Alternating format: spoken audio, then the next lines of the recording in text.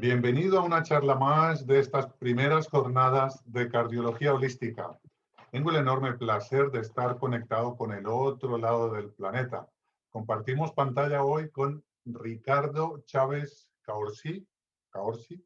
Sí, A cabrón, él, sí, cabrón. Caorsi, a él le gusta más que se le llame pollo. Y yo siento un poco de corte llamándole pollo, pero es que en su cuenta de Instagram se le conoce como Pollo Fit. Más de 33.000 seguidores tiene a día de hoy. Está educando a mucha gente y os voy a contar por qué. Resulta que Ricardo es profesor de educación física de la Universidad de Concepción de Chile. Tiene posgrados en entrenamiento de la fuerza en La Habana, Cuba. Posgrado en nutrición deportiva en la Universidad de Barcelona. Diplomado en dieta cetogénica en epilepsia refractaria por la Universidad de Chile. Diplomado en ciencias de la actividad física por la Universidad de Chile. Y Professional Training en LCHF, Ketogenic Nutrition and Treatment, por el Nutrition Network.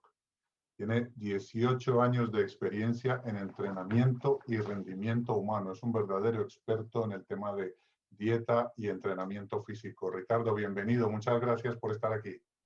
Vale, gracias por la invitación. Suena raro, Ricardo, y yo voy a señalar de Pollo. inmediato por qué me dicen pollo, porque todo el mundo me dice, oye, ¿por qué pollo? Y verdad, todo el mundo me conoce como pollo. Eh, yo nací de 8 meses, nací chiquitito, y mi papá dijo cuando me vio que parecía un ratoncito, pero seguramente a él le pareció un poco glamuroso ratoncito, lo cambió por pollito, que era chiquitito, y ahí quedé como pollo. Y claro, la cuenta en un arranque de creatividad extraordinario, ¿no es cierto?, de mis hermanos, me dijeron, oye, te dicen pollo, eres fit, pollo fit. Entonces, esa es la génesis del apodo, ¿no es cierto?, de pollo. Pero a mí no me, al contrario, a mí me suena muy extraño cuando me hablan de Ricardo. Pero está bien, como quieran. Oye, Sergio, gracias por la invitación. Encuentro fantástico lo que están haciendo, todo lo que sea masificar conocimiento, si bien nosotros estamos en una época de la cual nosotros dos, me imagino, porque somos más o menos contemporáneos, ¿no es cierto? Yo tengo 47 años, que nos teníamos que estudiar, ¿no es cierto?, mucho en relación al libro, no como ahora que tenemos el clic ahí y lo que tenemos que aprender es ir buscando buena información, pero este tipo de cosas a mí me encanta y dentro de las posibilidades en que yo pueda ayudar, ¿no es cierto?, a exacerbar esa inquietud intelectual, yo bienvenido, así que gracias por la invitación. Y espero que lo Gracias. disfruten y que queden con hartas dudas para que sigan investigando. No tengo ninguna duda que lo vamos a disfrutar porque te sigo en Instagram hace una temporada y me parece que viene muy a cuento con estas jornadas que hablemos de esto, porque estamos en la época de las 1001 dietas. Vamos a dividir la entrevista en dos partes. Haremos ahora unas 2 o 3 preguntitas y luego Pollo va a poner sus diapositivas y nos va a empezar a contar desde el punto de vista evolutivo cuál es la mejor forma de nutrición del ser humano a día de hoy. Hay una cosa que a mí me preocupa sobremanera y es, tenemos en los hospitales un modo de alimentación que son desayunos de café con leche con galletas, desayuno de café con leche, magdalenas, meriendas de otra vez magdalenas y galletas. Dame una visión un poquito o algo que se te ocurra a ti de cómo podemos empezar a instruir a la gente, a los directores de hospitales, de que esas dietas realmente no son buenas. Mira, yo no sé lo que sucede en España, pero en Chile la mayoría de los hospitales públicos y las clínicas privadas, el tema de la nutrición la tienen tercerizada, es decir, contratan empresas externas que van y se instalan y ellos hacen el menú, ¿no es cierto? Ellos diseñan este menú. Me imagino, y obviamente, y lo he conversado, con datos que entregan los nutricionistas, nutriólogos, etcétera. Lo que ya sabemos, y por lo menos que yo he investigado acá en Chile, es que generalmente aquí el tema es un negocio. Por lo tanto, una persona, sabemos, por ejemplo, que las grasas más estables son las grasas saturadas al calor, como el ghee o la mantequilla, el aceite de coco, pero puede doblar el valor de un aceite de maravilla, por ejemplo, vegetal, eh, que es mucho más oxidable, se pone más rancio, se destruyen, ¿no es cierto?, los lípidos, etcétera, y eso genera una serie de señalización en nuestro sistema, mayor oxidación, mayor inflamación, etcétera, que luego lo vamos a conversar. Por lo tanto, ya partimos desde un punto de vista negativo, ¿no es cierto? Porque a la persona que está en ese hospital no le interesa nutrir bien al enfermo. Él quiere, si mi almuerzo o mi cena o mi desayuno cuesta 5 euros, yo quiero que la clínica se lo voy a vender a 10, por ejemplo, entonces quiero maximizar lo máximo posible, entonces no voy a comprar un aceite de coco ni un, aceite, ni un ghee, voy a darle aceite de maravilla que es súper malo y rancio al calor. Por lo tanto, la pregunta es súper compleja, no hay una respuesta binaria, ¿no es cierto? Tiene que ver con el tema, el objetivo y algo que ustedes están haciendo es de que querer prevenir por un lado y querer sanar a la gente. Y sabemos ya extremadamente con evidencia preclínica en animales y clínica, ¿no es cierto?, en que efectivamente la elección de lo que comemos o dejamos de comer o lo que tomamos o dejamos de tomar genera distintas señalizaciones a nivel sistémico que nos van a llevar a funcionar de mejor manera o a perjudicarnos. Entonces, además de todo el dogma, ¿no es cierto? Porque yo no sé, me parece que en el mundo en general es así, pero la nutrición lamentablemente está bien dogmática y la gente también tiene poca curiosidad intelectual de querer investigar más y yo me imagino la gente que entra a la universidad, y me pasó lo mismo con el tema del posgrado en nutrición, siempre sé que partimos con el 65% carbohidratos y es copy-paste para todo y no hay ese tratar de buscar, mirar bajo el agua, pero a ver, pero esperemos, pues hay estudios clínicos súper potentes desde los años 50 en adelante, y lo vamos a conversar, que estimulan, o sea, que realmente se dieron cuenta cómo funcionaba el metabolismo, sobre todo en estados de ayuno. Entonces nuestro sistema tiene una flexibilidad metabólica súper importante y que si miramos mucho más atrás, desde el punto de vista evolutivo, o sea, eso somos. Entonces, la nutrición se entrega bajo un dogma, ese dogma nadie lo cuestiona y seguimos de la misma manera. Entonces uno se encuentra con aberraciones, por ejemplo, en que a mí me ha tocado en ir a ver a pacientes o alumnos o amigos que están en un cáncer y tú ves la bandeja y en la misma bandeja rica en carbohidrato mezclada con grasa, que es la mezcla terrible y que en la naturaleza no existe, en embarazada o mujeres que ya tuvieron guagua, en pacientes de cáncer, etcétera, etcétera. Entonces, la vuelta es muy compleja, esto sirve, yo creo que hay que educar a la gente de abajo hacia arriba, yo creo que va a ser muy complejo que se hagan políticas públicas por toda la relación empresa, ¿no es cierto?, que hay detrás de esto, y este tipo de cosas sirven, o sea, yo invito a los médicos, nutriólogos, nutricionistas, toda la gente que está relacionada con el tema de la salud, a investigar, a ver que hay otra cosa. Perdón, y aquí paro y tú me puedes interrumpir cuando quieras, porque yo me largo a hablar, son las cetonas y no paro más. Es que efectivamente existe mucha evidencia, quizás no la que quisiéramos a nivel clínico, pero tampoco no podemos quedarnos de brazos cruzados, esperar 20 años que se haga un estudio, porque no se va a hacer nunca, es demasiado complejo, en que existe este camino paralelo, ¿no es cierto?, que uno tiene que ir y buscar e investigar. Y hay muchos casos N1 que uno ya sabe y funcionan, y entonces, por lo tanto, si a una persona mejora, ¿no es cierto?, uno tiene que ir y mirar ahí. Y eso que Perdón acabas de por hablar mencionar tanto. lo habíamos hablado en otra charla, que la revista Science ha hablado de eso precisamente, de que volvamos a la estadística con n igual a 1. No tiene que ser n igual a 3000 y estudios enormes, multicéntricos, Claro. costosísimos. Hay otra cosa en el tema de la nutrición, que es que nosotros crecimos en la segunda mitad del siglo XX acostumbrados a contar calorías y a que en las maquinitas del gimnasio haya contadores de calorías.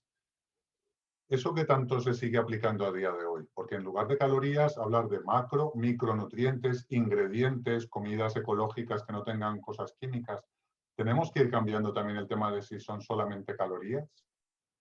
Yo, desde el punto de vista salud en general, ¿no es cierto?, de hombros para arriba y de hombros para abajo, yo creo que ha sido uno de los daños más grandes que se ha hecho tratar de llevar al tema energético, ¿no es cierto?, la termodinámica, a un sistema biológico que no es un sistema cerrado, ¿no es cierto?, que nosotros sabemos que lo que entra genera diferentes señales a nivel de respuestas hormonales, neurotransmisores, etcétera. Por lo tanto, es muy distinto la caloría propiamente tal, desde dónde viene, por las señales que generan.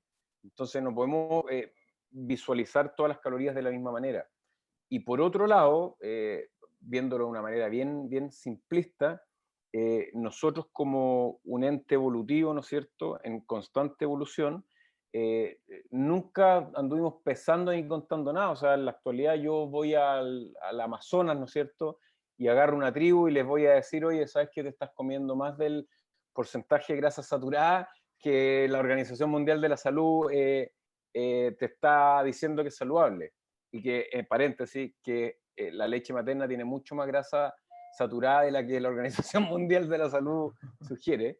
Entonces, el hecho de contar acá, yo creo que nos está enfermando. O sea, nosotros no, y también mirándolo desde entrando un poquito a la dieta cetogénica o dietas bajas en carbohidratos, lo que tenemos que entender es que la mayoría de los estudios siempre se han hecho en pacientes enfermos, ¿no es cierto? Resistente a la insulina, diabetes, algunos cánceres, actualmente enfermedades neurodegenerativas. Entonces quizás ahí sí tenemos que entrar a contar y tenemos que realmente, lo que en epilepsia, por ejemplo, tenemos que entender que la proporción de grasa, que generalmente es 4:1, ¿no es cierto?, versus los gramos de carbohidrato y proteína, tiene que estar extremadamente bien calculada, porque sabemos que eso va a exacerbar esta producción de cetónico que nuestras neuronas, ¿no es cierto?, las necesitan y las van a ocupar. Pero de ahí a una persona relativamente normal, con sobrepeso, incluso con obesidad, no deberíamos contar absolutamente nada. Porque es muy raro estar viviendo ahora con este tipo de aplicación. O sea, cuánto duermo, cuántas horas de ayuno tengo que hacer, que no encuentro una ridiculez del porte de un buque, ¿no es cierto? Porque yo no puedo estar contando casi como una competencia las horas de ayuno. Yo tengo que comer como evolucioné, es decir, bajo en carbohidratos. Y en base a eso, por las respuestas hormonales que se generan, voy a sentir menos hambre. Y como voy a sentir menos hambre, voy a espaciar las horas de ayuno, por lo tanto, voy a estar siempre en ese constante de entrar energía, ocupar energía. Entonces, el tema de la vida es más simple y nos la complicamos porque ya sabemos, y sin pensar en teorías conspirativas, pero ya sabemos que se concatenaron diferentes situaciones, estudios mal diseñados, la empresa privada y una serie de cosas, en una época en que nos dividíamos el mundo, ¿no es cierto?, en la Guerra Fría, ¿cierto?, entre capitalistas y comunistas, y la mayoría de los que éramos como país capitalista, ¿no es cierto?, seguíamos el hermano mayor, los gringos, y ellos dijeron en un momento determinado de la historia que empezamos a comer eh, eh, como nunca habíamos comido en toda nuestra historia evolutiva, y pasó lo que pasó. Estamos todos gordos, todos diabéticos, más problemas neurodegenerativos, más cáncer. Entonces tiene que ver con el estilo de vida. Y para mí, y lo que yo trato de enseñar a mis alumnos, a mis atletas, etcétera, es que si no hay una enfermedad puntual, sobre todo neurodegenerativa, ¿no es cierto?,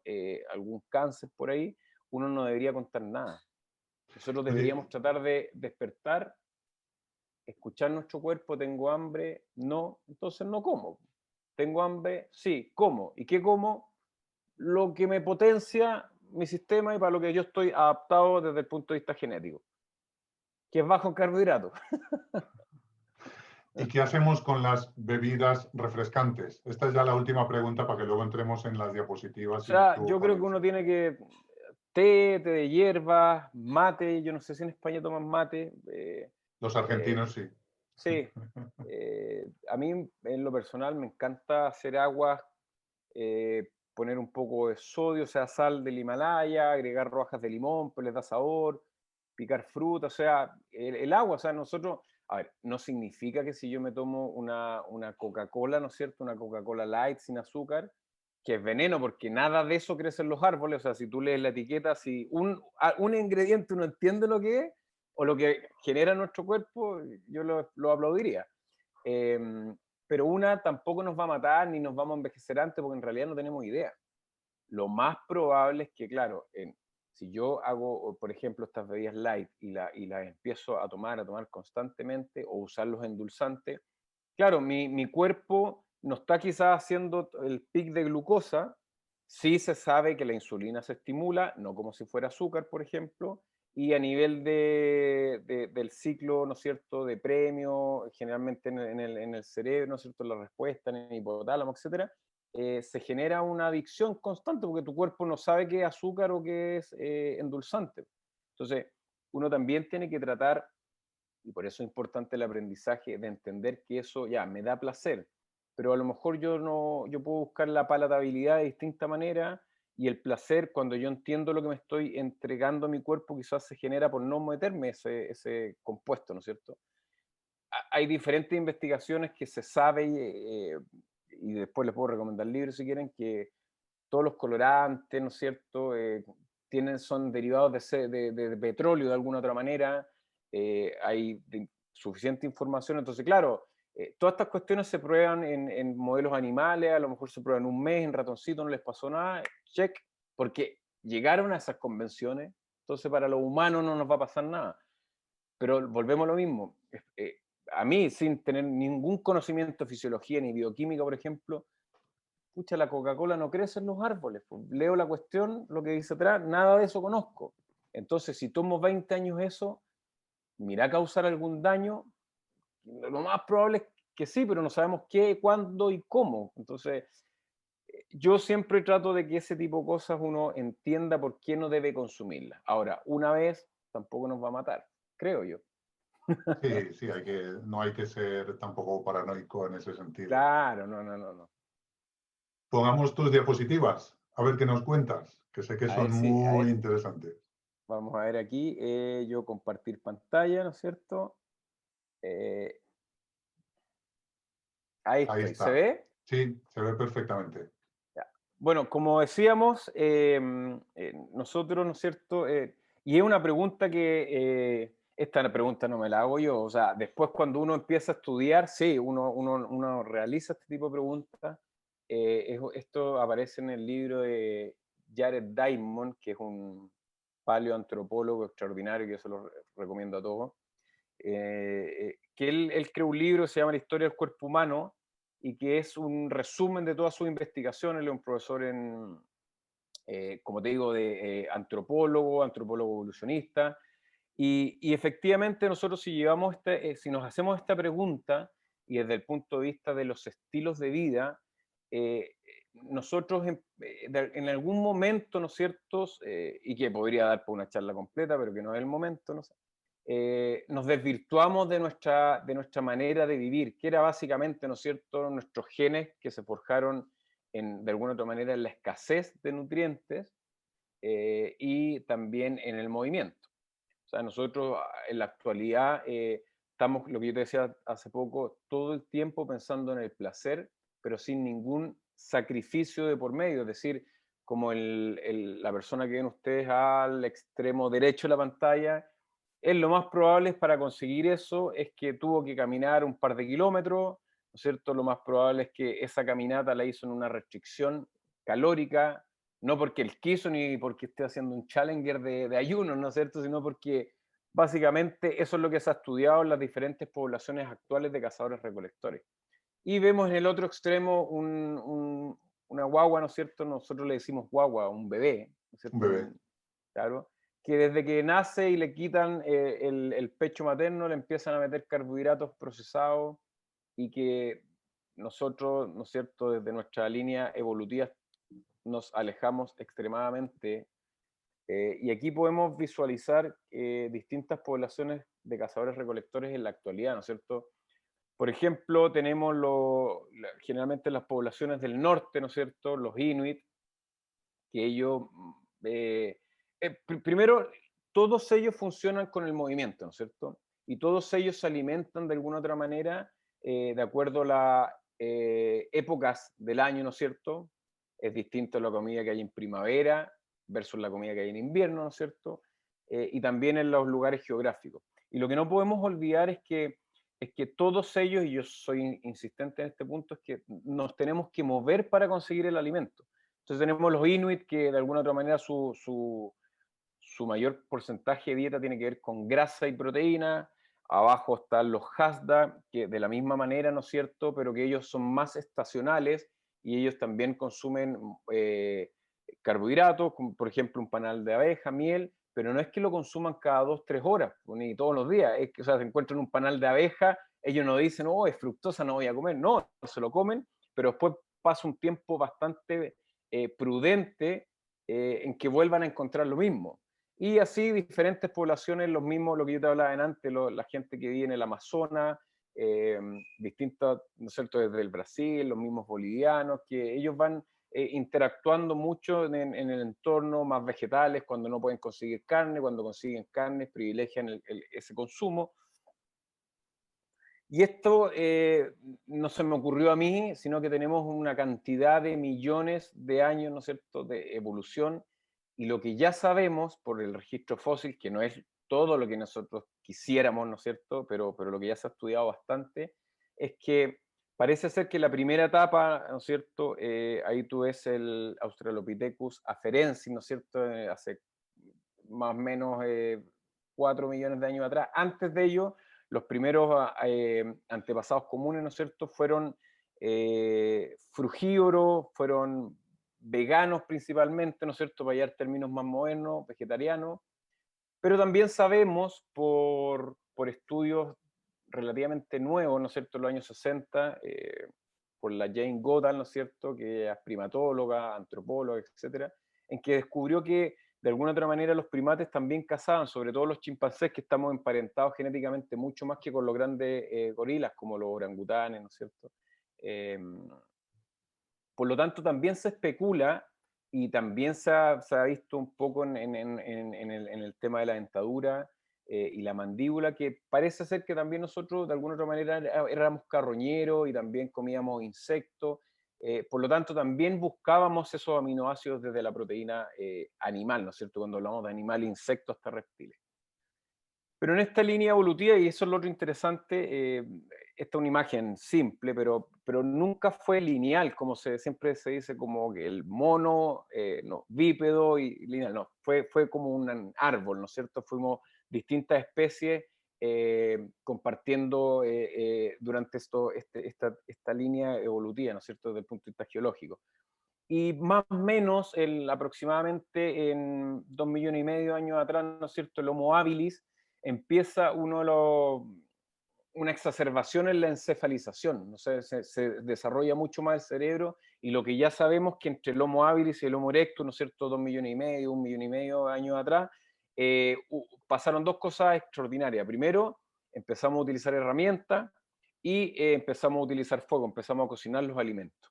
Esto permitió de alguna otra manera que nuestra relación entre el cerebro, ¿no es cierto?, y los intestinos se produjera a una diferenciación importante, y ahí los estudios de Leslie Aelio y Peter Weller son extraordinarios. Una de las hipótesis que más se respeta y se acepta es que básicamente como nuestro cerebro creció, fue un tejido metabólicamente demasiado caro, y de alguna otra manera se tenía que esto compatibilizar, y nuestro intestino, sobre todo el colon, ¿no es cierto?, disminuyó, y esa es la gran diferencia que tenemos con los actuales, nuestros primos, ¿no es cierto?, los homínidos primates no humanos, ¿no es cierto?, en que ellos están mucho más adaptados a comer una dieta alta en vegetales versus nosotros. Eh, Como digo, aquí podríamos detenernos toda la charla, pero no hay tiempo.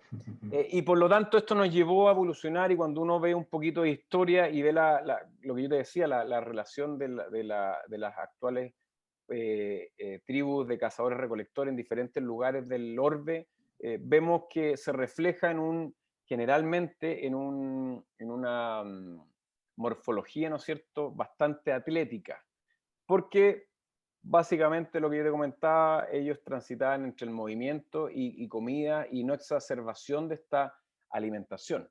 Por lo tanto, nosotros estamos de alguna u otra manera adaptados para esto. Pero ¿qué ha sucedido, no es cierto? Es que lamentablemente en los últimos, yo diría, post Segunda Guerra Mundial, ¿no es cierto?, que no es nada, o sea, desde el punto de vista evolutivo, ni siquiera es un pestañeo de ojo. Nosotros, que estamos hablando en la actualidad, ¿no es cierto?, del COVID-19, tremenda pandemia, no podemos soslayar la pandemia que viene hace mucho tiempo, que tiene que ver con la obesidad y la diabetes mellitus 2, ¿no es cierto?, que a nivel de todo el mundo está. Y yo, ¿por qué pongo, por ejemplo, aquí esto que salió en Chile el año pasado? Katy Barriga lanzó la campaña Volvamos a comer marraqueta en el colegio. Ella es una alcaldesa y lo que es, la marraqueta es un pan, es harina, ¿no es cierto? Son harinas blancas. Entonces, lo que supimos es que esta campaña la estaban subvencionando los panaderos, ¿no es cierto? Las agrupaciones de panaderos.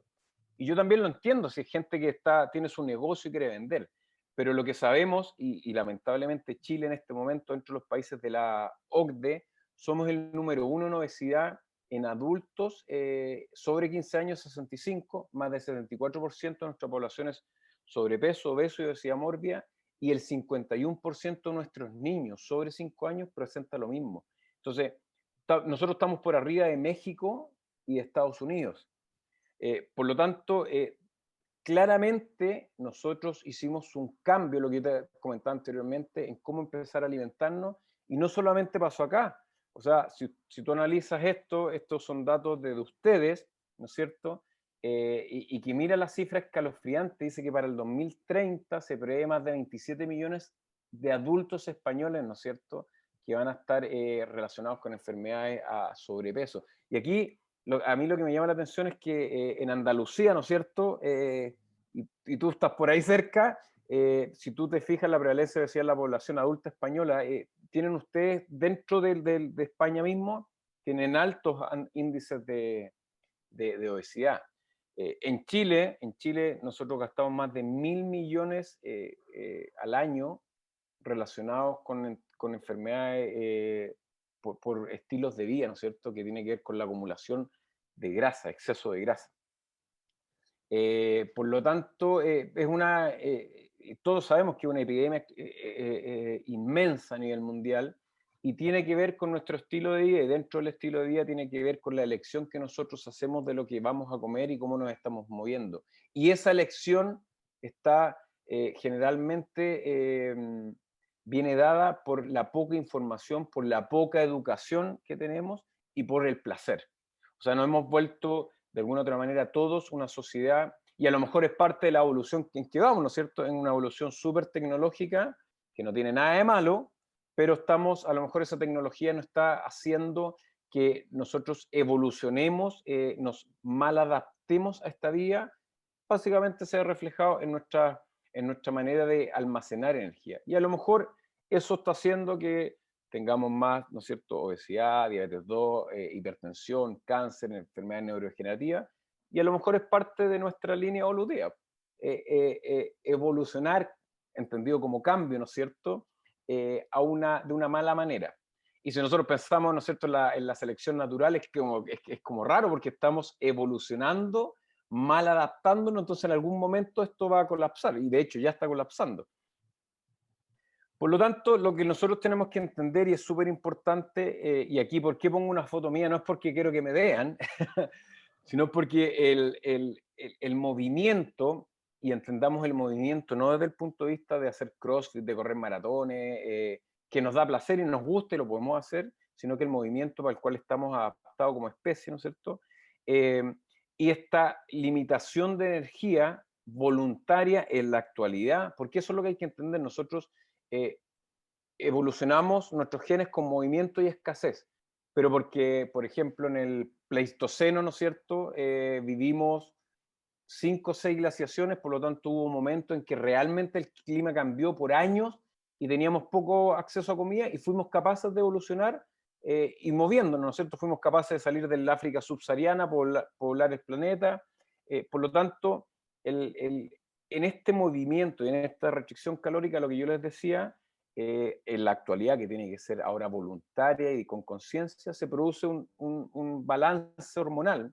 Y ahí, desde una manera, un gráfico muy simple, ¿no es cierto?, lo que sabemos es que cuando nos movemos, ¿no es cierto?, y cuando restringimos ayuno, restricción calórica o dietas que simulan el ayuno, se producen señales que de alguna otra manera nos van a hacer movilizar grasa, se va a producir unas respuestas bioquímicas, por ejemplo, que ahí sale, que no sé si toda la gente lo entiende, que se llama gluconeogénesis, que es la producción de glucosa a partir de sustratos que no son glucídicos. ¿Por qué?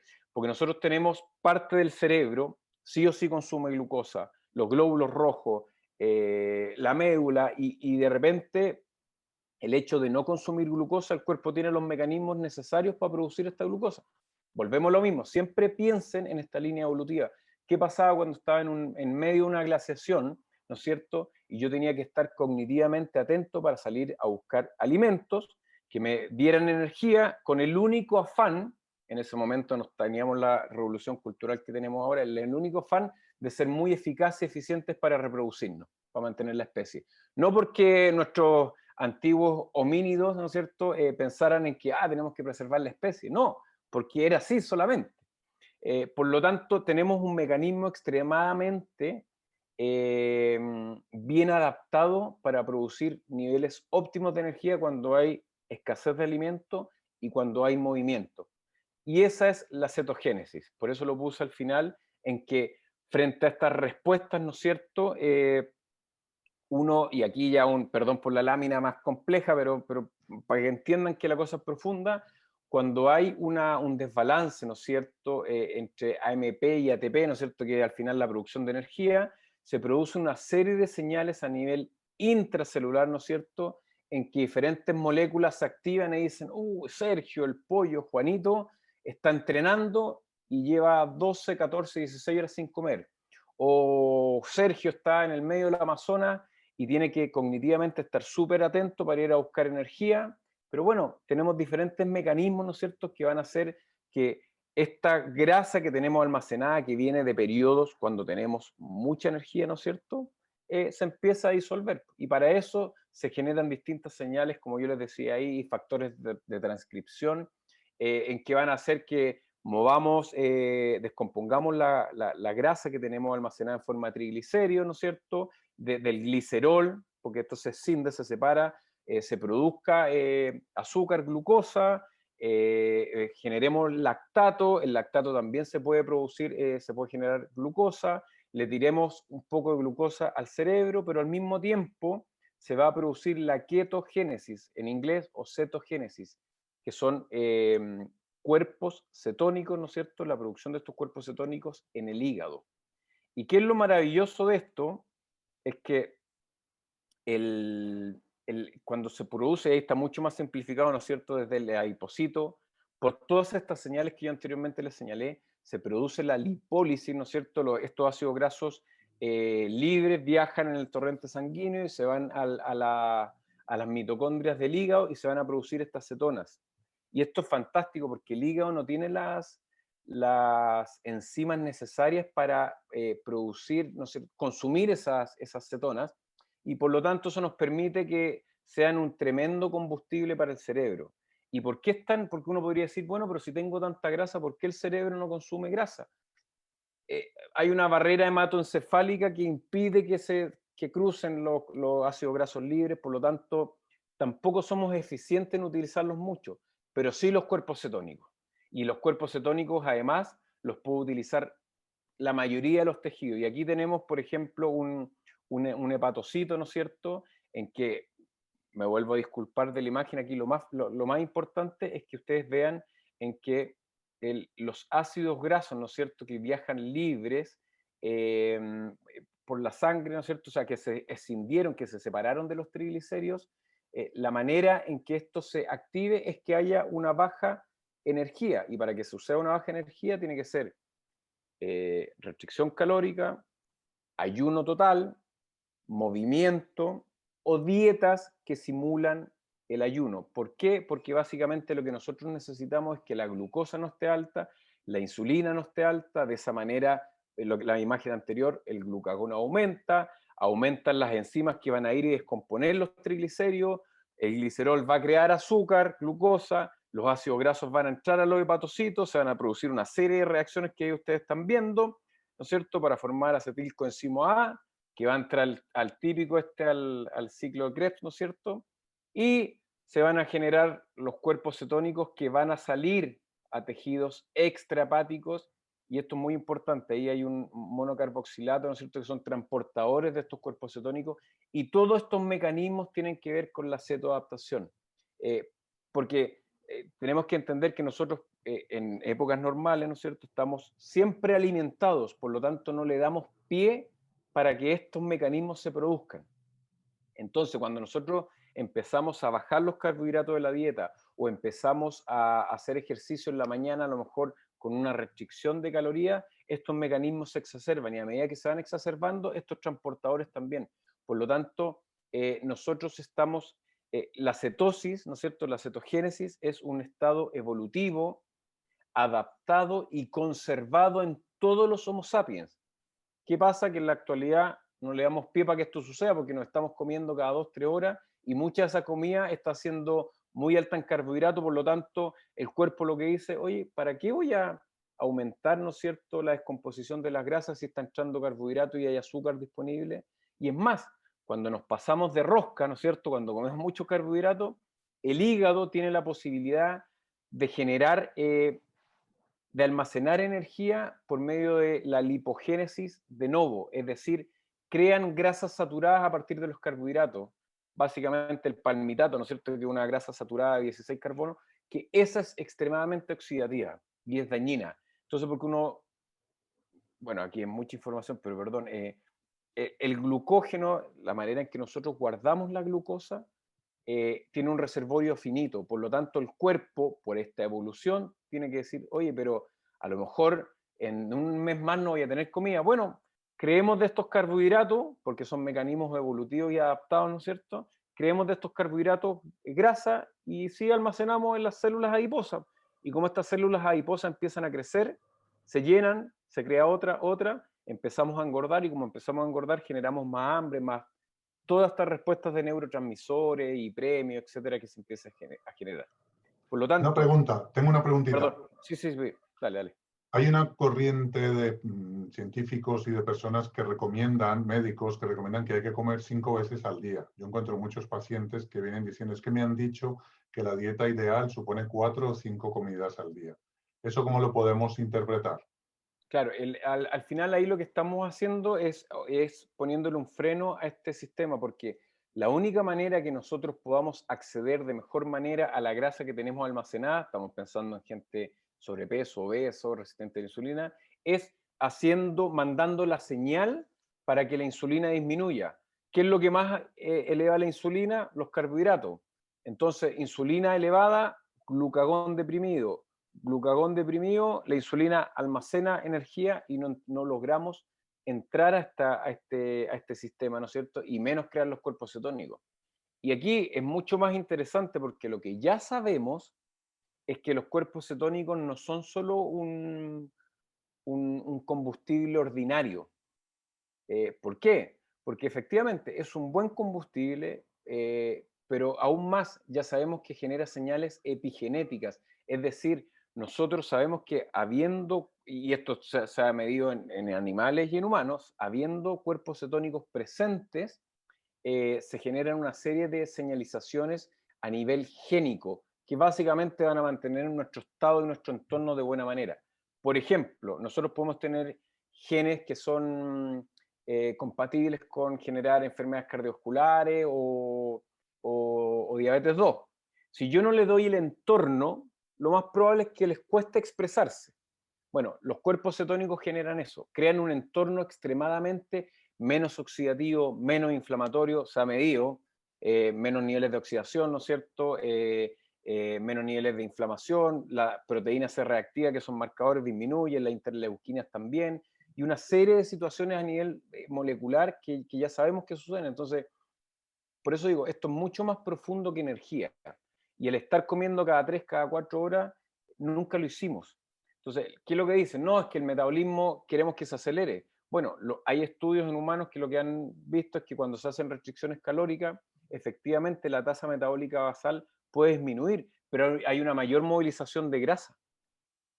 Por lo tanto, a mí lo que me interesa es que quizás también mi metabolismo no esté tan acelerado, porque sabemos que mientras más acelerado está el metabolismo, más oxígeno consumimos, más nos oxidamos. El oxígeno es el agente oxidativo per se, ¿no es cierto? De hecho, nosotros respiramos para vivir, pero a medida que respiramos nos envejecemos.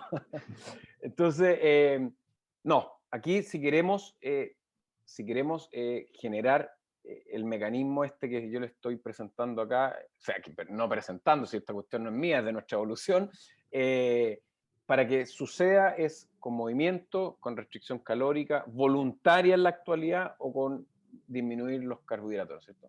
Y qué mejor y qué mayor ejemplo que los trabajos que realizó en los años 50, 60 y 70.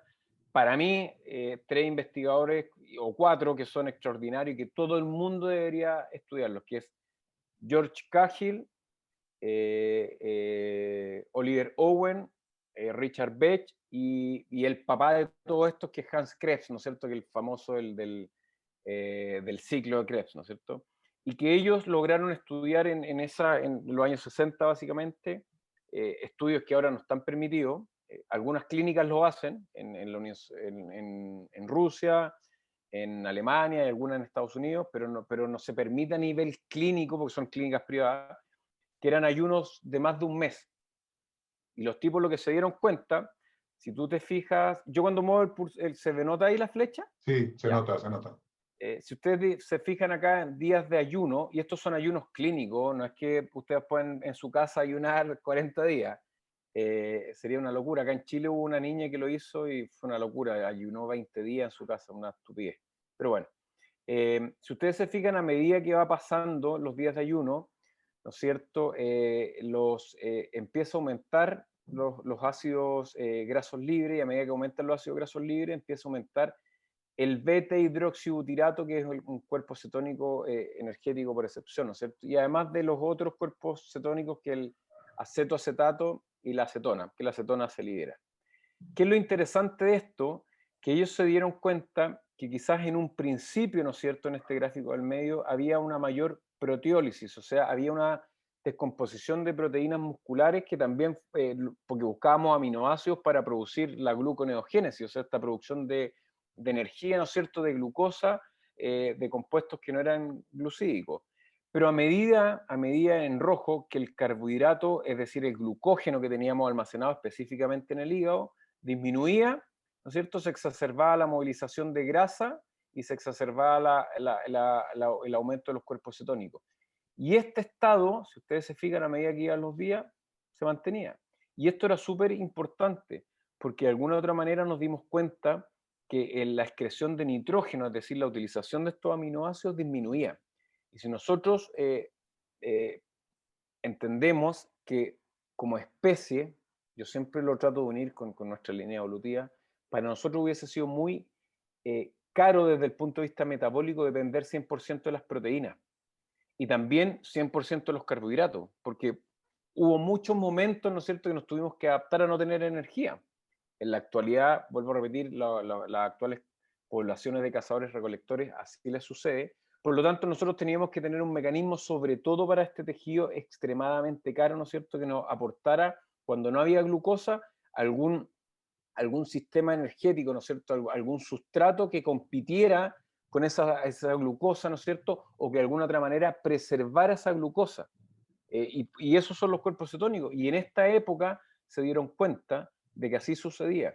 Y esta es una información relevante y que todos los nutricionistas, preparadores físicos, doctores deberían manejar. George Cahill, Owen, Richard Bech, o sea, estudiaron en humanos. Son estudios que en la actualidad no podemos realizar porque éticamente no nos dejan.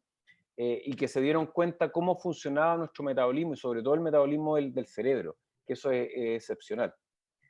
Y aquí está una representación, ¿no es cierto?, de que lo que se dieron cuenta, que si tú tomas, lamentablemente son los mismos colores, pero si tú tomas en el fondo la molécula general, ¿no es cierto?, de energía, ¿qué es lo que se dieron cuenta? Que la mayor cantidad de energía venía del beta-hidroxibutirato, que es un cuerpo cetónico. Por lo tanto, nuestro cerebro es muy bueno utilizando glucosa, pero es extremadamente bueno utilizando cetonas, y sobre todo el beta-hidroxibutirato, en momentos en que hay escasez o en momentos de alta energía en un deporte, por ejemplo, o en momentos de privación. Y si tú te fijas, también hay otros sustratos como el glicerol, ¿no es cierto?, aminoácidos también, el lactato. Por lo tanto, nosotros no solamente consumimos glucosa. Cuando dicen por ahí, no, es que el cerebro necesita glucosa, claro, pero no tenemos que comerla para producirla. Si hubiese sido así, no estaríamos conversando nosotros acá en este momento. Eh, Esto es más que nada para mostrar es la evolución, ¿no es cierto?, de nuestro cerebro y cómo esta evolución aumentó, ¿no es cierto?, desde el Homo erectus hasta el Homo sapiens sapiens en la actualidad y aproximadamente pasamos de 300, 350 centímetros cúbicos a casi 1,4, 1,6, ¿no es cierto?, el peso total, ¿no es cierto?, en kilogramos del cerebro. Y si nosotros comparamos este cerebro como primates que somos, es un tejido extremadamente grande para el tamaño corpóreo que tenemos. Entonces, lo que yo te explicaba anteriormente, que nuestra tripa pagó eso, ¿no es cierto?, de alguna otra manera, en que se disminuyó y se hizo muy apta a consumir y aquí dejando temas éticos de lado y no dogmáticos, una nutrición de alta calidad. ¿Y cuál es la nutrición de alta calidad? Grasa animal y proteína animal. O sea, nosotros como especie, lo único que necesitamos son ácidos grasos esenciales y aminoácidos esenciales. No existen los carbohidratos esenciales. Pero ¿qué pasó en toda esta línea evolutiva? Efectivamente, cuando no podíamos optar a esos alimentos, comíamos nueces, semillas, fruta de la estación, hojas, juncos, lo que podíamos, porque necesitábamos calorías. Pero efectivamente lo que realmente, y así se demuestra en el registro fósil, eh, eh, desde el Homo erectus en adelante, o sea, hay muchos sitios que efectivamente nosotros buscábamos animales y sobre todo la grasa. O sea, el papel que jugó el tuétano, la médula, ¿no es cierto?, fue efectivamente muy grande para nosotros, como también lo fue el hecho cuando no teníamos los animales, ¿no es cierto?, el poder comer pastos o frutas del momento. Lo que sabemos es que aproximadamente nuestras neuronas, ¿no es cierto?, 86.000 millones de neuronas, y esto lo sabemos hace poco por una neurocientífica brasileña, Susana Herculano, le recomiendo su libro que se llama La ventaja humana, es muy buena. Ella fue la primera científica que logró contar, porque siempre decía, no, tenemos tantas X de neuronas, pero nadie sabía. Bueno, ella pescó diferentes cerebros, gente muerta, ¿no es cierto?, obviamente, hizo sopas de cerebro con todos los núcleos y logró llegar a que teníamos 86.000 millones de neuronas. Por lo tanto, sabemos que nuestro cerebro, que representa solamente el 2%, consume más del 20% de la energía y mucha de esta energía tiene que ver con los cuerpos cetónicos. Y mucha de esta energía nosotros la logramos, ¿no es cierto?, en estos periodos de escasez, concatenando todos otros sistemas energéticos que ya sabemos existen por los estudios de Krebs, Cahill, Owen, Richard Bach, etc. Por lo tanto, este es el culpable, ¿no es cierto?, de que nosotros generemos esas respuestas frente a la escasez o al movimiento, ¿no es cierto?, de estos cuerpos cetónicos. ¿Y qué mejor en la actualidad, en tiempos modernos, ¿no es cierto?, de medir las guaguas, los bebés? Yo con alumnas, ¿no es cierto?, que son mamás, ellas se someten a dietas bajas en carbohidratos y lo que logramos medir ahí, que es este aparatito, ¿no es cierto?, que mide la acetona, el beta-hidroxibutirato en sangre, tanto las mamás que consumen una dieta baja en carbohidratos como los niños están en una cetosis nutricional importante. Y esto no es porque los niños coman crema y tocino, que quiero mandar ahora el mensaje, la dieta cetogénica no significa comer crema y tocino. La dieta cetogénica, o nombrada de esa manera, o sea, más técnicamente y como a mí me gusta, es el metabolismo, ¿no es cierto?, que privilegia la producción de estos cuerpos cetónicos, tiene que ver con la disminución de la ingesta de carbohidratos. No es que yo coma tocino y no es que yo coma crema y no es que yo le tenga que echar una tonelada de mantequilla a mis platos, no, es bajar los carbohidratos. Eso genera todas estas respuestas que les dije anteriormente a nivel neuronal, perdón, a nivel endocrino, ¿no es cierto? A nivel de hormona, neurotransmisor, etc. Por lo tanto, lo que sabemos es que los niños nacen en cetosis. La leche materna, más del 50% es grasa. También tiene ácidos grasos de cadena media, ¿no es cierto? Los MCT. Y por lo tanto, ¿por qué? Porque en esta línea evolutiva, nosotros cuando nos pusimos bípedos, ¿no es cierto? Las caderas de las hembras, la morfología se achicó, por lo tanto no podíamos salir muy desarrollados porque se iban a morir, ¿no es cierto? Las hembras al tener un parto, de hecho somos los únicos mamíferos que el tiempo de desarrollo, sobre todo a nivel cerebral, se demora tantos años. Y sí, los niños tenían que nacer y tienen que nacer con un reservorio de grasa importante. De hecho, nuestro cerebro está lleno de lípidos, ¿cierto? Y mucho colesterol. Eh, por lo tanto, no se trata de que esto es una moda, que lo inventaron las hermanas Kardashian ni la Jennifer Lopez, ¿no es cierto? Es más viejo que el hilo negro. Y como te digo, yo los niños que he medido, a las mamás que hemos medido, están todas en una cetosis nutricional importante. Ese número, para los que no están familiarizados, mide los milimoles por litro y hay un consenso que 0.5, 0.4 hacia arriba estamos bajo una cetosis nutricional. Y lo que hemos visto que por los estudios, sobre todo en epilepsia refractaria, ¿no es cierto?, que un ayuno bien potente de 2 a 3 días exacerba estos cuerpos cetónicos, pero lo que sabemos desde los años 20 en adelante, los estudios en la Clínica Mayo por el doctor Russell Wilder, es que efectivamente imitar estas dietas de ayuno, ¿no es cierto?, por dietas cetogénicas generan la exacerbación de estos cuerpos cetónicos. Y eso es lo que más o menos uno busca cuando baja los carbohidratos de la dieta, ¿no es cierto?, para que volvamos a convivir en esta flexibilidad metabólica. Hay un problema que se repite culturalmente, geográficamente, y es el desayuno. El desayuno en España es pan, el desayuno en Colombia es arepa. Tenemos que acompañar las comidas con arroz o con arepa, con maíz o con pan.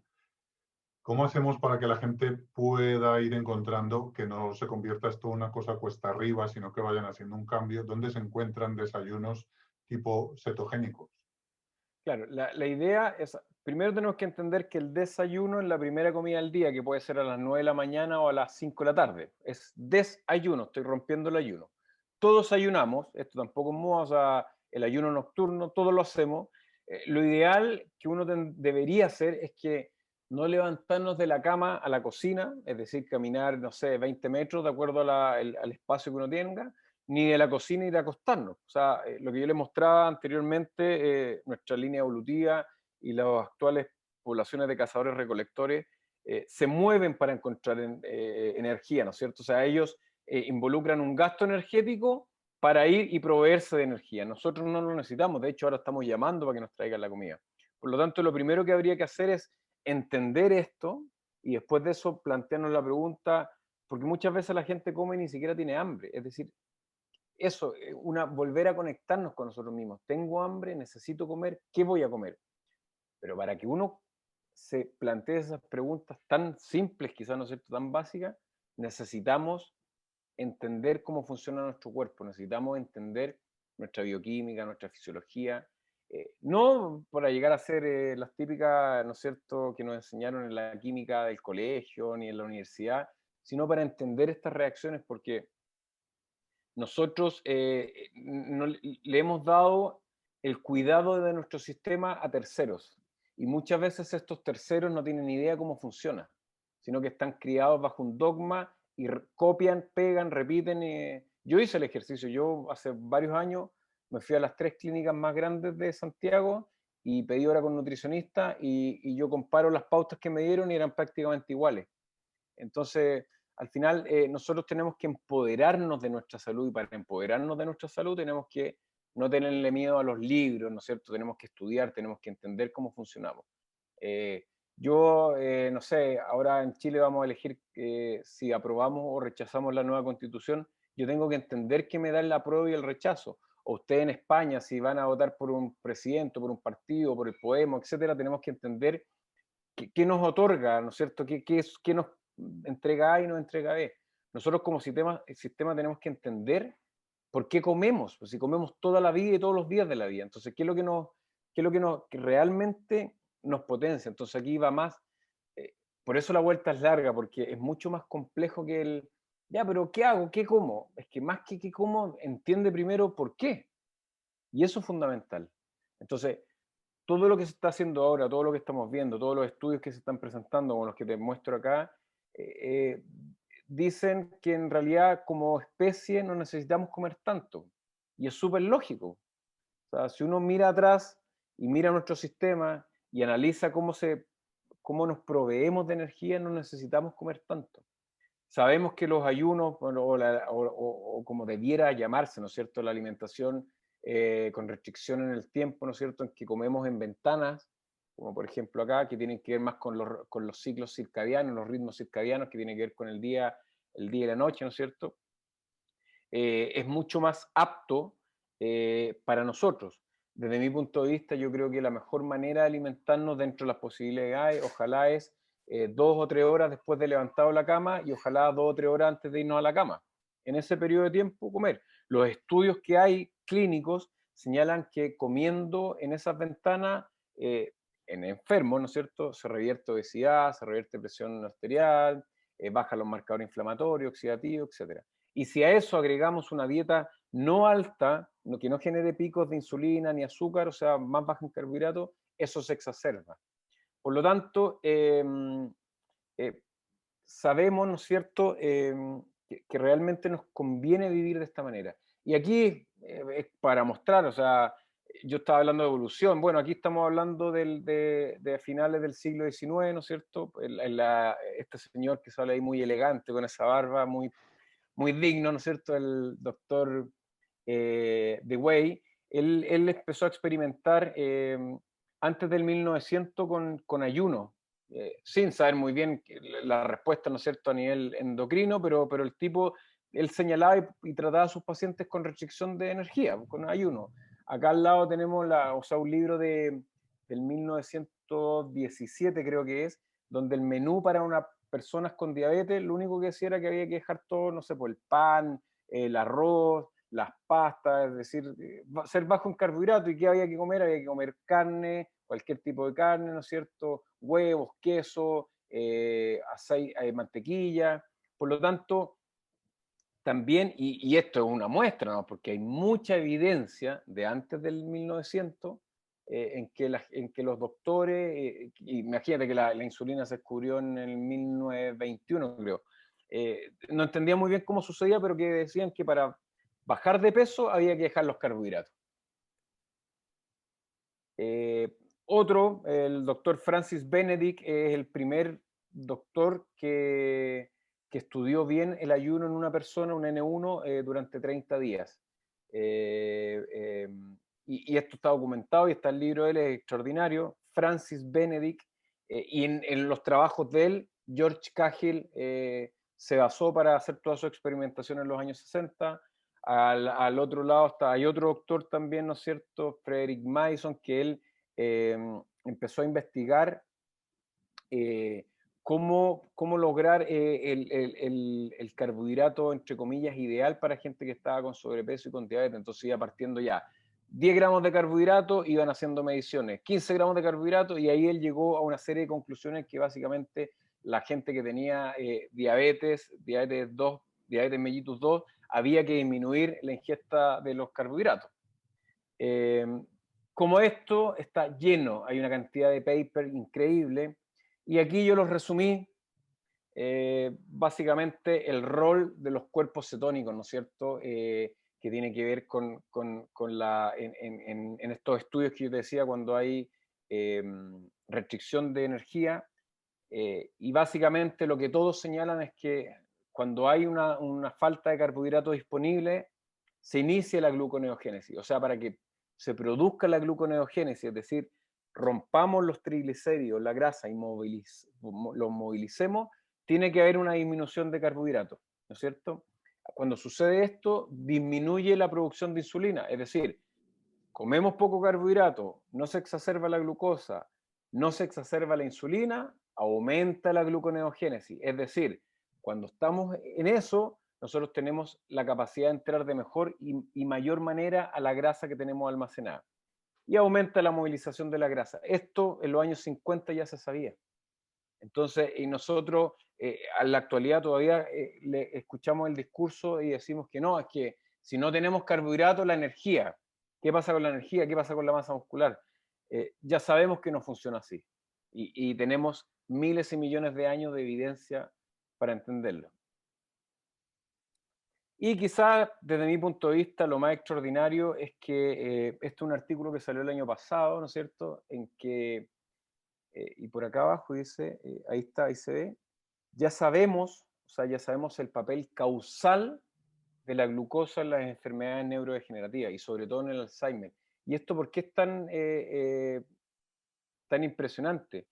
Porque lo que ya sabemos es que las demencias incipientes, ¿no es cierto?, y la enfermedad de Alzheimer, el daño se produce entre los 30, 35, 40, 45 años. Es decir, la exacerbación de la producción de consumo de carbohidratos genera exacerbación de glucosa, ¿no es cierto? Esta exacerbación genera una serie de reacciones oxidativas proinflamatorias. Y lo que sabemos es que a medida que vamos envejeciendo, ¿no es cierto?, se empieza a producir un hipometabolismo de glucosa. Nuestras neuronas y glías no son capaces de utilizar esta glucosa, por lo tanto, empiezan a colapsar porque no tienen energía. ¿Qué es lo que ya sabemos por modelos animales y que ya hay casos N1 en Alzheimer incipiente? Sabemos que en presencia de estos cuerpos cetónicos, las neuronas pueden captar bien esa energía.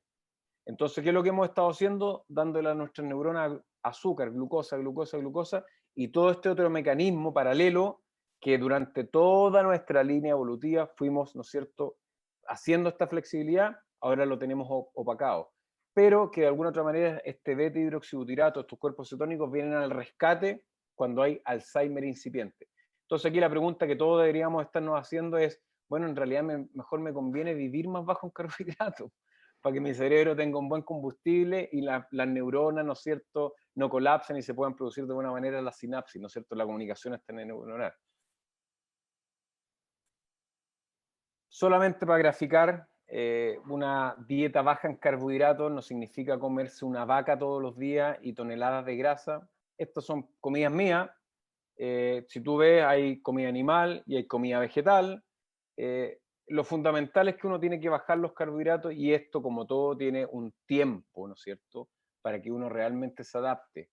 Yo llevo viviendo así casi 8 años y la verdad que yo creo que me costó entenderlo aproximadamente unos 8 meses, en que yo logré decir, ya, así es como realmente estoy sintiéndome bien, etc.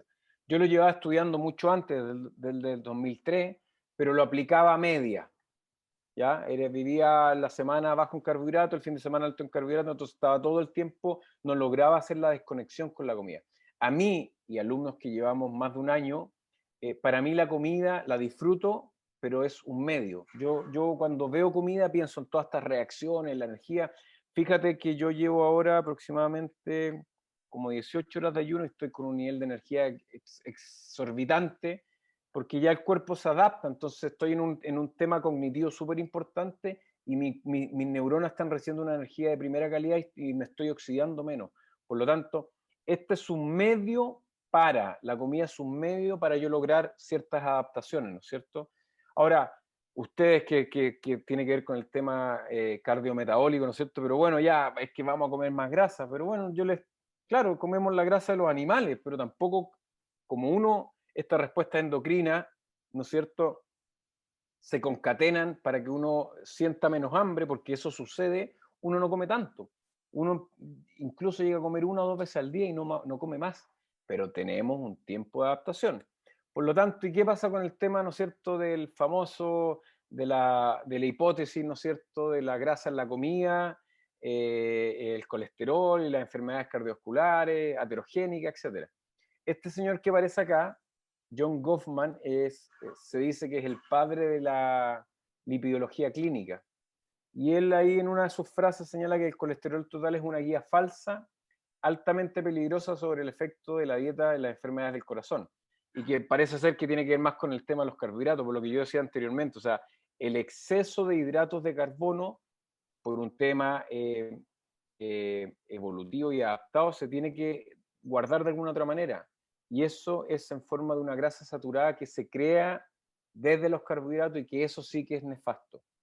Eh, Hay muchos, y también esta diapo podríamos hacer una charla completa sobre esto, evidencian que lo único que sabemos es que por una serie de factores que se produjeron, sobre todo en Estados Unidos, ¿cierto?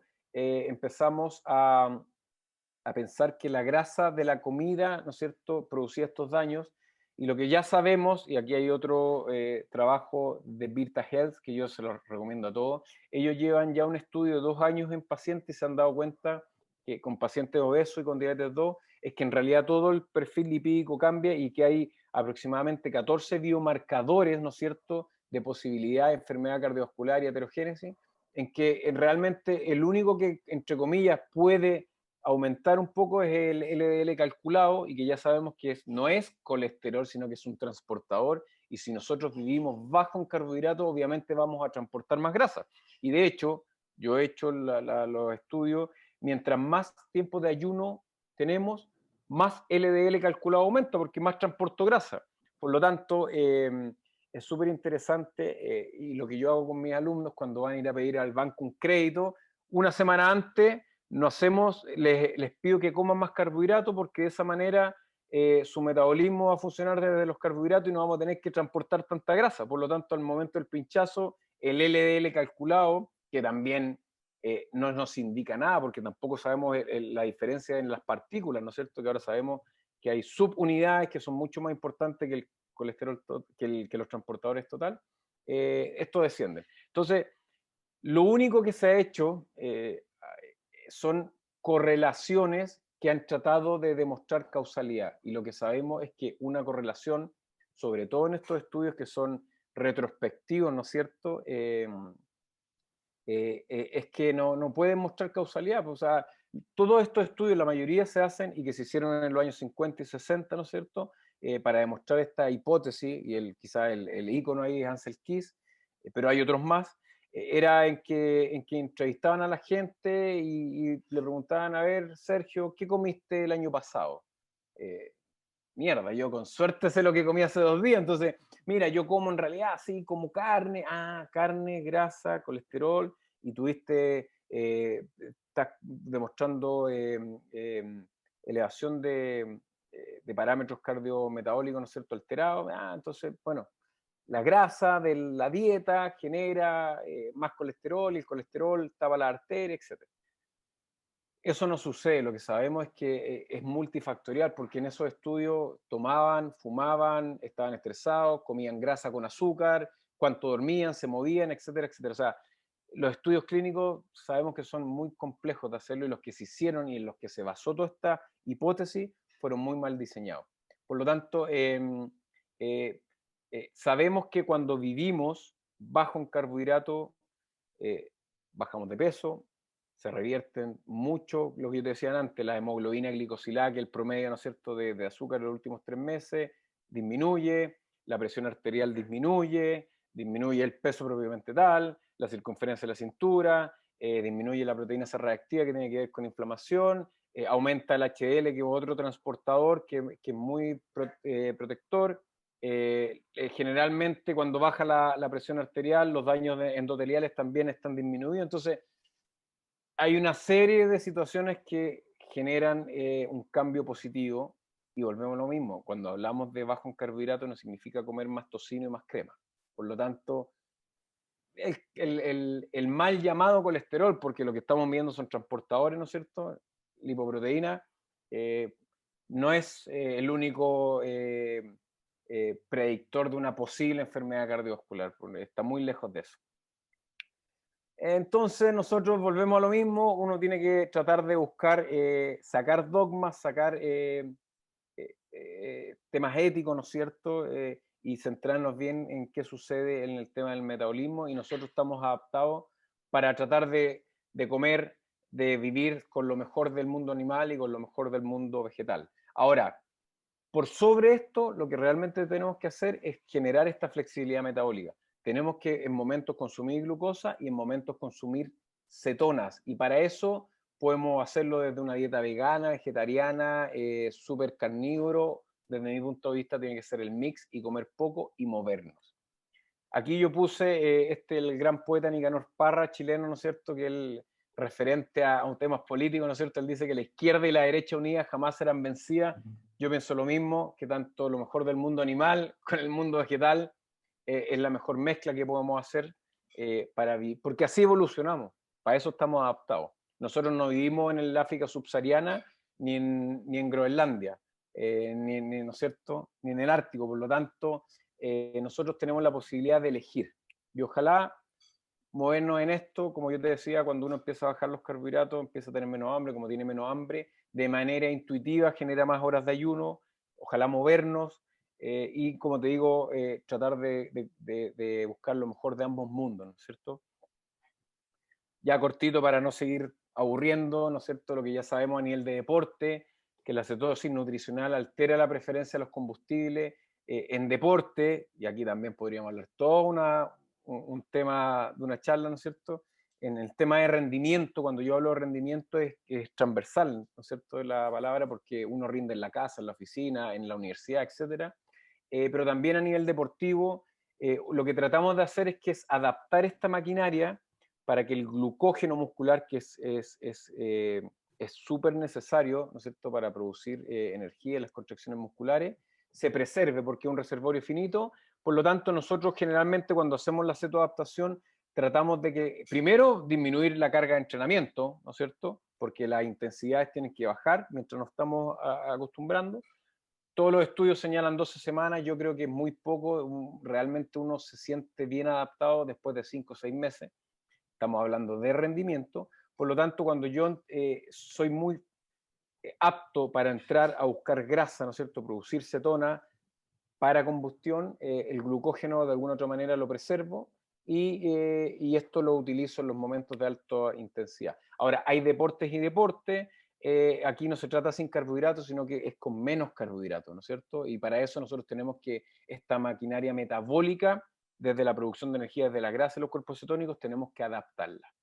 Este es un alumno, lo puse porque en realidad siempre señalamos y decimos que no, que si no comemos carbohidratos, a lo mejor no voy a hipertrofiar, ¿no es cierto? Y lo que tenemos que entender es que aquí para tener músculo hay que entrenar y entrenar bien, ¿no es cierto? Ahora, cada vez más en el alto rendimiento nosotros no buscamos una masa muscular muy grande, sino lo que nosotros necesitamos es ser mucho más potente, ¿no es cierto? O sea, generar altos niveles de fuerza en corto tiempo, ¿cierto? Fuerza por velocidad. Y cada vez más, si uno se fija en los atletas, alto rendimiento cada vez son más magros y no tan masa, no tener tanta masa. Entonces, eh, generalmente la hipertrofia muscular se puede desarrollar siempre que entrenemos de buena manera.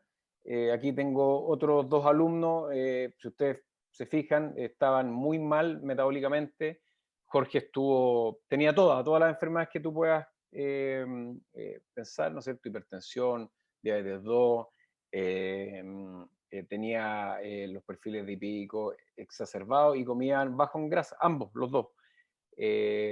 Jorge ya llevamos más de 3 años y este es el cambio que tiene, y la balita un poco de 1 año y medio, 2 años y se sienten increíbles. Ya el tema de la comida no es tema, de hecho ellos sus, ¿no es cierto?, todo esto a su alrededor. Y ya también a nivel de rendimiento, acá tenemos una niña que fue alumna mía, la Fran González. Ella es ultra runner, o sea, corre carreras más de 50 kilómetros, y de hecho ahí corrió el año pasado la Trans Gran Canaria, fue su mejor tiempo, 27 horas corriendo, y comimos 120 gramos de carbohidrato en toda la carrera, es decir, nada, y bajó sus tiempos, o sea, hizo 20, menos de 27 horas, creo.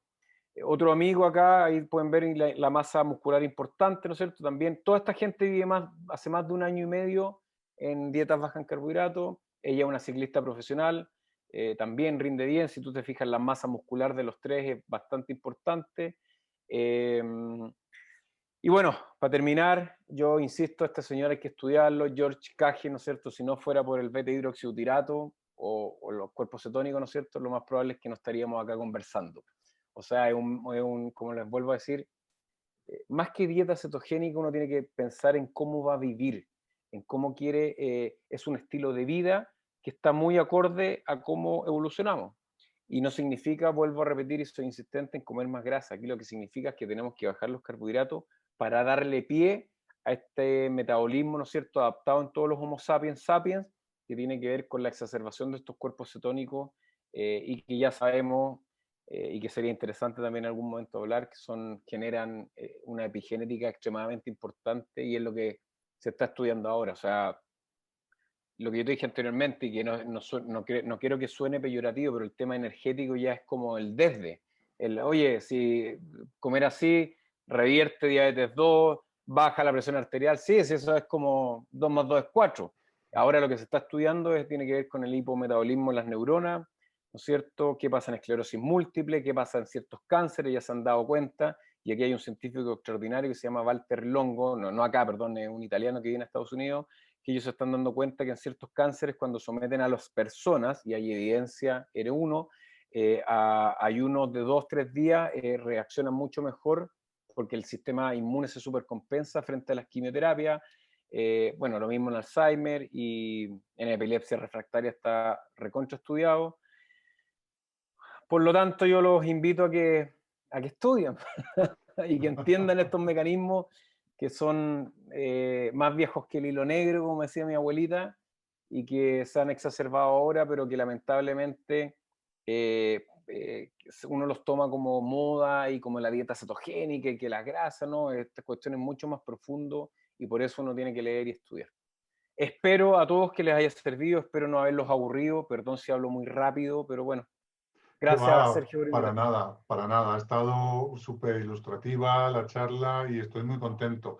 De hecho, te vas a escapar de una pregunta que yo le estaba haciendo a todos los ponentes que tenía que ver con el estilo de vida, pero yo creo que toda tu charla va para el estilo de vida como un mensaje para la gente joven que está a comienzos del siglo XXI. Estamos en los años 20 del siglo XXI.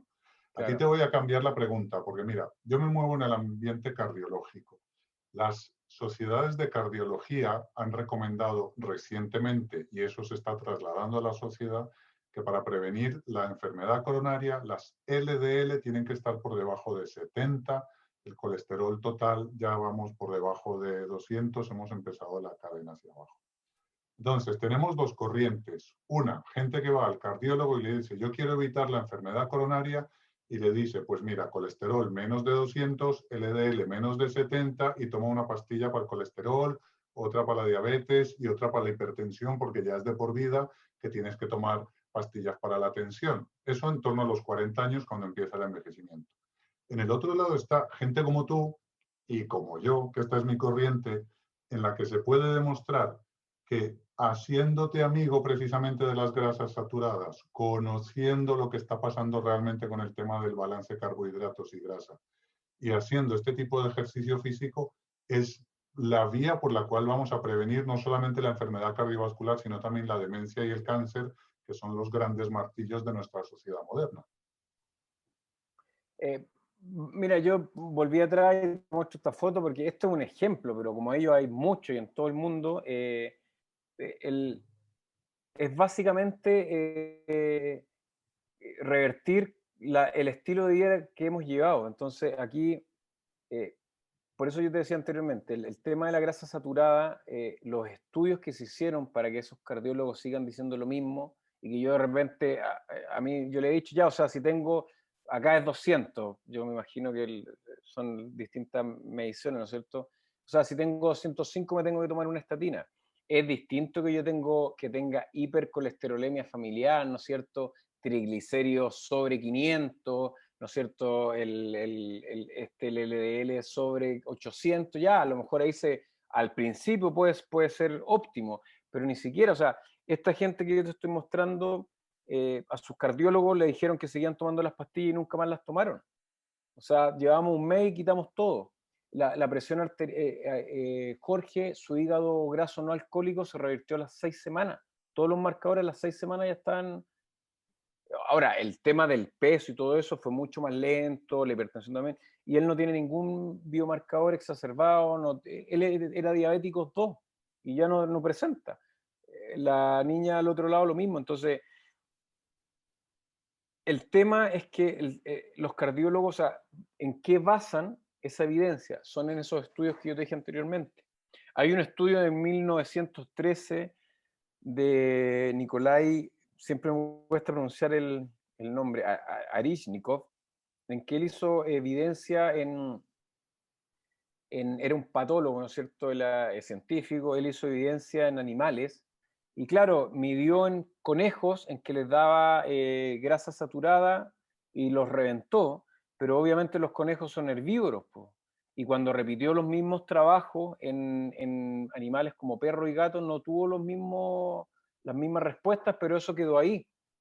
Y es uno de los trabajos que agarró Ansel Keys en los años 50 para decir que la grasa de la dieta aumentaba el colesterol y el colesterol las enfermedades cardiovasculares, aterogénicas, etc.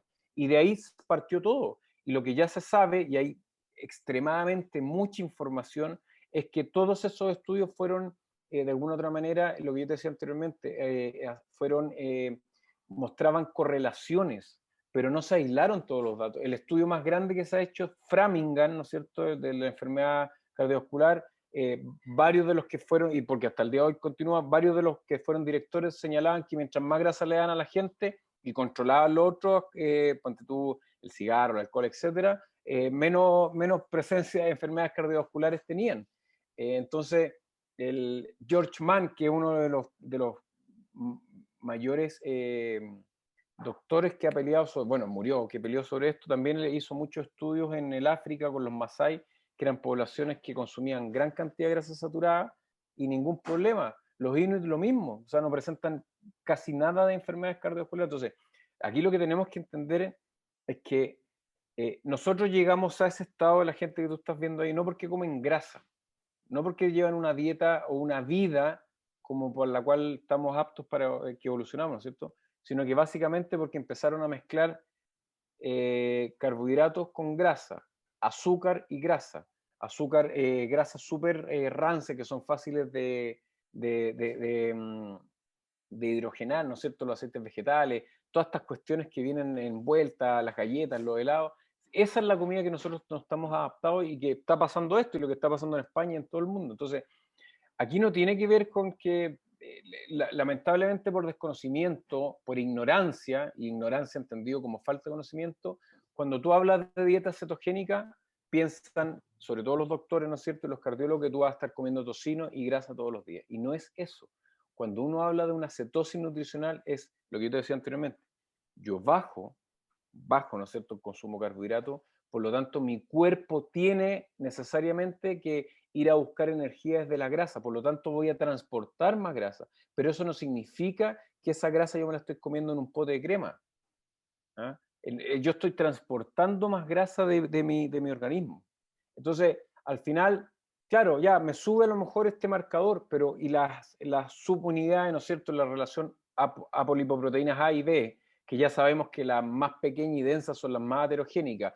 ¿Cómo sabemos si está el endotelio? ¿Está estresado, lo que te decía anteriormente? ¿Cómo duerme? ¿Se mueve? ¿Toma? ¿Fuma? Etcétera, etcétera. ¿Come azúcar? Entonces, es multifactorial. Entonces, a mí me ha tocado hablar con cardiólogos y cuando me dicen eso, yo efectivamente les muestro evidencia y de hecho hay un cardiólogo súper famoso, Mahorta, ¿no es cierto? Que a mí me tocó Ujú. conversar con él en un congreso y me decía, cuando a mis pacientes les sube el colesterol, yo los felicito. Claro, porque les sube en un contexto. Claro, Yo también sí, me he hecho los exámenes, o sea, yo, como te digo, me he hecho exámenes con 18 horas de ayuno y el LDL calculado sube, y me he hecho exámenes con 8 horas de ayuno, el LDL calculado baja, pero mi hemoglobina glicosilada está en 4,9, mi presión arterial en 9,5 y yo entreno como animal. Mis triglicéridos están siempre entre 50 y 55, mi HDL entre 90 y 110, entonces la verdad que es todo un entorno y hay que meterse demasiada información para lograr entender que esto no es más que un... Lo que no significa que gente que tiene el colesterol alto muere y hay gente que tiene el colesterol alto y no muere. Pero hay que ver todo el mapa, pues no solamente el árbol, hay que ver todo el bosque.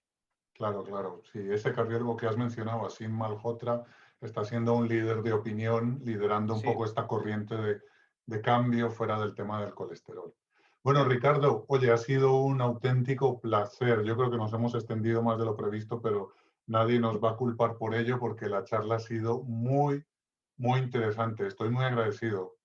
Bueno, nada, feliz, muchas gracias y espero que de algo sirva y que le aporte un poquito más de conocimiento. Y más que conocimiento, lo que yo siempre digo, no me crean a mí, sino que vayan y estudien. Busquen, y vuelvo a repetir, estudien a George Cahill, a Richard Bech, a Hans Krebs, a Oliver Owen. Ahí está la génesis de esto. Ahí realmente fue que entendimos en los años 50 y 60 el tema del metabolismo. Así que estudienlo. No le tengan miedo al estudio. Chao, Muchas maestro. gracias. Gracias. Adiós, Abrazo. adiós. Chao, chao.